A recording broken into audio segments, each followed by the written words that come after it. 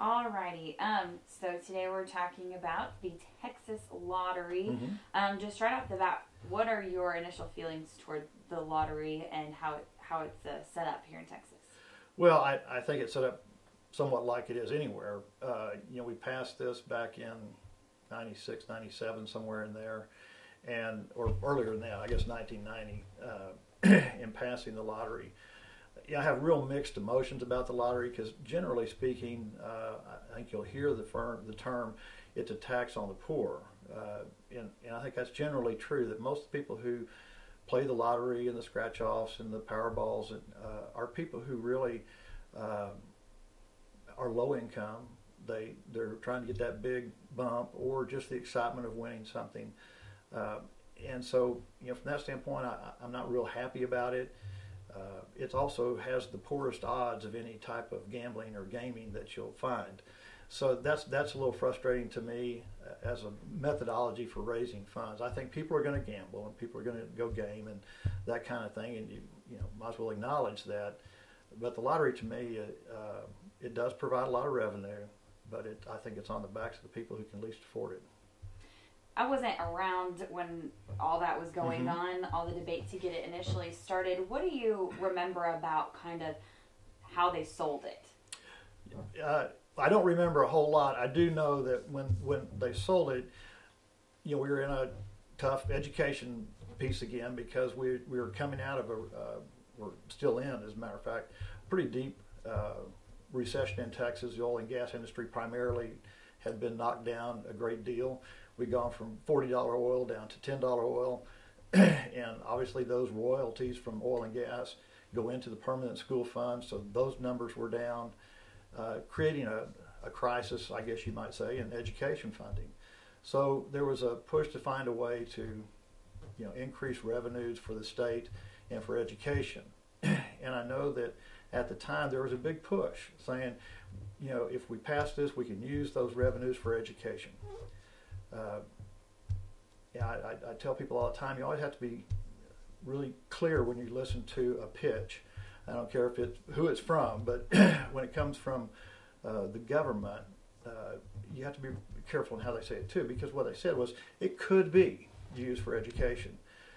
In the initial years, it all went to general revenue, and part of general revenue goes to support education. So in essence, yes, that was all true. But I think people really thought when they voted for this that all that money was going to be dedicated to education. And since 1998, that's been pretty much true. Now, when all this was going on, was it kind of understood that this would be really just help get out of this situation, or was it supposed to be extra on top of?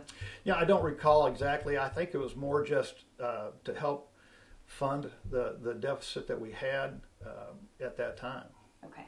And start building it back up for education. Okay. How has it kind of progressed over the years as far as how much percentage has been given to? I know eventually it actually went into a school fund. Right, and it still does. The permanent school fund is a fund that was set up by the Constitution early in the statehood of our state with, I think, a $2 million grant.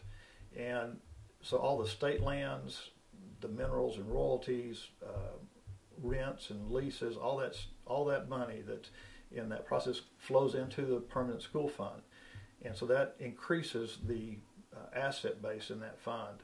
And largely that asset base, the distribution from that on the investment income each year goes towards education. And we still have to supplement.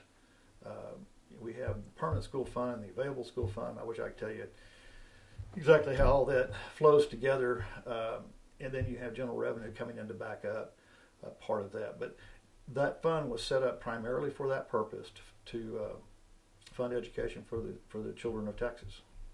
And as far as the lottery contribution, the trends over the years, has it changed? It's been pretty flat. I think it ranges when you look at the history from 1998 through 2010. It runs anywhere from 900 million to $1 billion and a little more sometimes. It fluctuates between there, and some of that fluctuates with the economy. And it's always interesting. It went up last year a fair amount over the previous year, and I think when people are desperate, they'll buy those tickets and hunt for that. The Powerball, that was a new game that increased sales. They're going to have another type of Powerball, I think, starting in January. That'll increase sales for a period of time, and the scratch-offs have been pretty stable. Okay, here's a question. So whenever they said, okay, we're going to start getting this money from the lottery, did they cut back the general fund money that was given, the amount that was given to the school fund? Yeah, I'm sure that fluctuates as well. A lot of that is dependent upon, school funding comes from basically the permanent school fund, general revenue, and local property taxes. So within those balances of deciding what is a reasonable cost for an education, then that will fluctuate with what the state can provide. Okay. So this year particularly, the situation that our education system is in with all of these giant cutbacks, do you think, is the lottery, is it helping at all that situation? Well, sure. The lottery has, as I said, it's very consistent in its funding, so it's pretty stable in how that money comes in. So that's that's not a bad thing. That gives a good base to it. I think the biggest problem we face in education is the funding mechanism and how we do that. And we have this participation that's part local, part state, and that fluctuates depending on the size of the school district, the size of the cities that are involved in that school district, and the property values within that school district, of where the state comes in and helps fund more or less. So that's kind of how it's decided, all those factors of how much to give each district, or just, okay. Is there a way to track exactly what the money comes from the lottery and then goes into the fund? Is there a way to track exactly what that's used for? No, it goes into the permanent school fund, and those funds flow out on a formula basis to the school districts. Okay. All right. What do you think as far as, I know we've got this pie chart of the breakdown, so what do you think as far as the percentage that is set up to be given to that school fund? Well, I think when you look at the pie chart that's provided by the Texas Lottery, it shows 62% goes back out in prizes. So for every dollar that you spend on the lottery, 62 cents goes to pay the prize involved in that game. 27% is going to the school. And that's a pretty significant portion. And then I believe 2% or a little less than 2% is going to the veterans' land, what do they call it? Which that was a brand new thing, isn't it? Yeah, it's fairly new in Texas Veterans Commission, and so some of that's going there. You have about 5% for administration, which is very good, and then 5% rebate to the retailers who are carrying the games. Okay. So that's not bad. 27% is. It's not bad. Okay. Let's talk about just basically back to, again, where we are this year and what the schools are looking at. What do you see happening in the future for funding for education in our state? I don't know that I have a good grasp as far as what I see is going to happen in the future. I do know that we have this lawsuit that's being filed. It seems like we have to do that every so often, or school districts have to do that every so often to try to find that balance, that equanimity or equality between districts and schools and students. The legislature needs to take on that fight, and it's a difficult fight because everybody's needs are different. When you have small school districts, Electra, Childress, Nakona, Benjamin, Knox City, Mundy, all those, you'll have fewer students per teacher ratio than you will have in Wichita Falls or Irving or Dallas or Houston or San Antonio because you just don't have that many students. Your transportation costs for those students are a little higher, both for athletics and for just general transportation to school. And so those things come into effect, so your cost per student in those small schools, especially in far rural areas, is higher than the cost per student in a metropolitan area. And so finding that balance is hard. And so we have, right now, the way it works, we have a formula list that covers about 2 8.5 by 14 page stuff. I mean, it's you have special ed, you've got this, you got that, you got the size of the school, size of the property tax and base revenue, and I mean, there's 900 calculations that go into it, and I don't know that that's a good process. I do think you can use a cost of living adjustment and pick a number. You know, what does it cost to educate a child in the state of Texas? And you go from that point. But that's too easy for us in the legislature. We like complex. What would you say to the people in the 150 plus districts that are on this lawsuit that are clearly not happy with this decision? Well, one, I don't know what this lawsuit's going to cost them, and I think that's going to be a lot. And I hate to see it go to that. It shouldn't have to go to that. The legislature should be dealing with it without having to be pressured by a lawsuit. Unfortunately, we've seen through the years that seems to be what it takes to get the legislature to really focus on the funding process. And you know, the previous one in 2006, I believe, was when the last time we adjusted. You know, it was a temporary adjustment and setting these target revenues so everybody was made whole. Whatever you were bringing in before 2006, that was guaranteed money. Well, that's great if you were getting a lot in 2006, but not so great if you're not getting a lot. And as time has gone on in these next 5 years, that disparity continues to grow.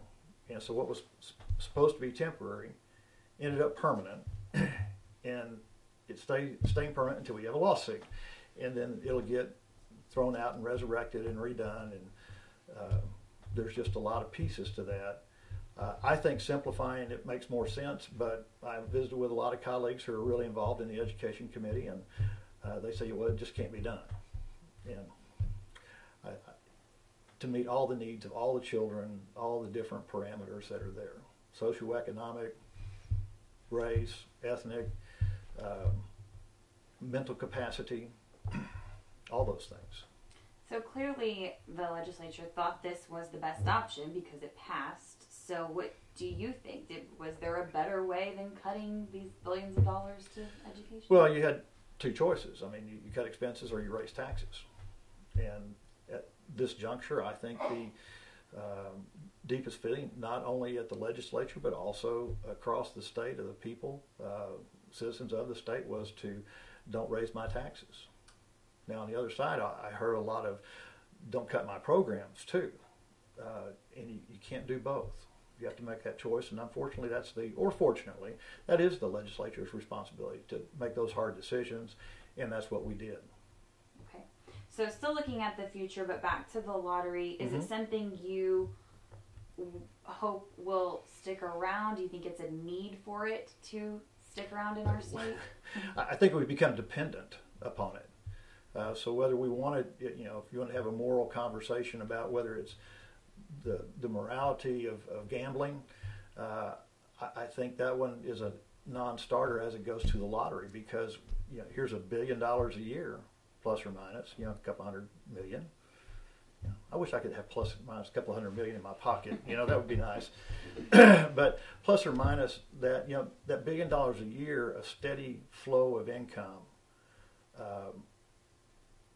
It's hard to replace that. Does that really make that big of a difference, though? Does it really only cover a few days of school for the kids? Well, I mean, you can calculate it that way.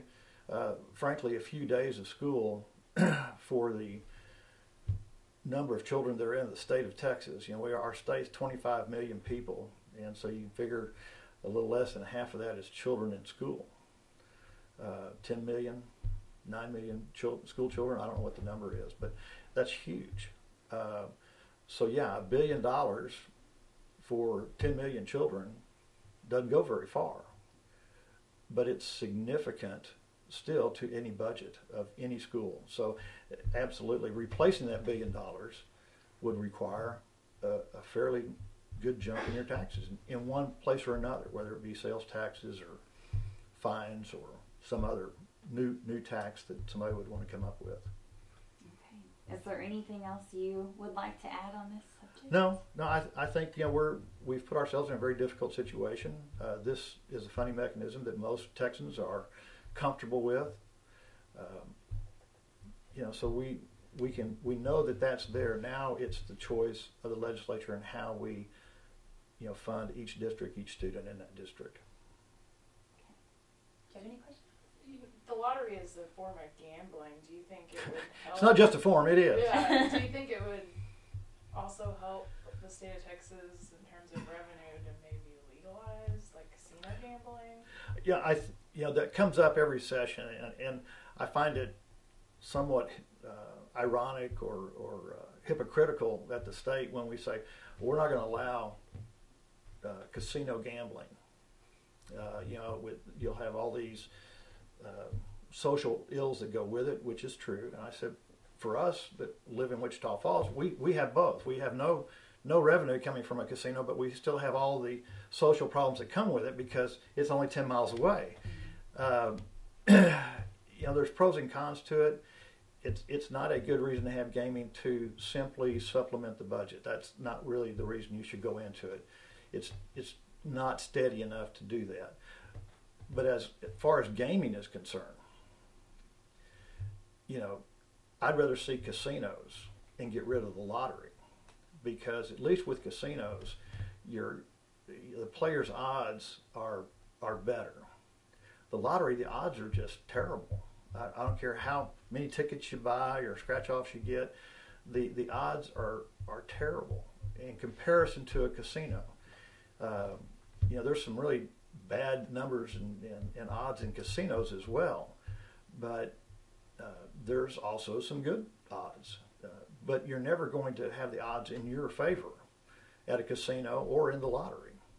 So when you go into a casino, when you buy a lottery ticket, you have to assume you're going to lose money.